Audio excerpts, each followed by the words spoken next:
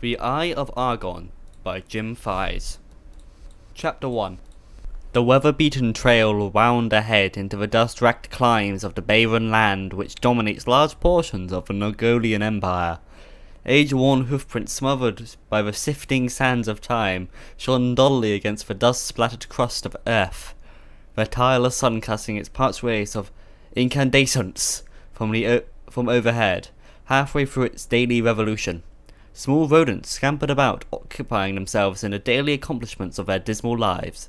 Dust sprayed over the free-heaving mounts in blinding clouds, where they bore the burdensome cargoes of their struggling overseers. "Prepare to embrace your creators in the Stygian haunts of hell, barbarian," gasped the first soldier. "Only after you've kissed the fleeting steed of death, wretch." "The fleeting stead of death, wretch," returned Grignr.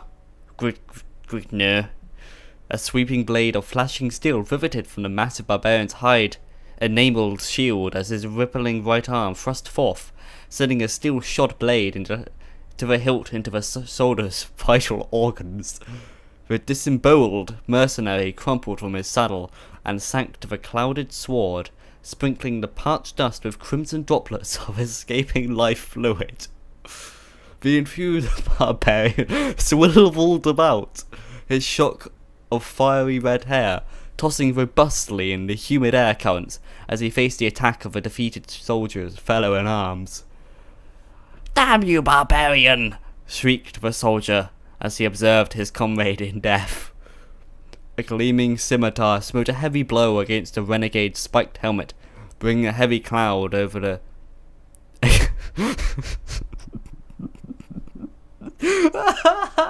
over the accordion's misting brain. Shaking off the effects of the pounding blow to his head, Grignr brought down his scarlet-streaked edge against the soldier's crudely forged hauberk, clanging harmlessly to the left side of his opponent. The soldier's steed whined as he directed the horse back from the driving blade of the barbarian. Grignr leashed his mount forward as the hoarsely piercing battle cry of his wilderness-bred race resounded from his grinding lungs. A twirling blade bounced harmlessly from the mighty thief's buckler as his rolling right arm cleft upward, sending a foot of blinding steel rippling through the Cimmerian's exposed gullet. A gasping gurgle from the soldier's writhing mouth as he tumbled to the golden sand at his feet and wormed agonizingly in his deathbed. Grignr's emerald green orbs glared lustfully at the willowing soldier struggling before his chestnut-swirled mount. His scowling voice reverberated over the dying form in a tone of mocking mirth.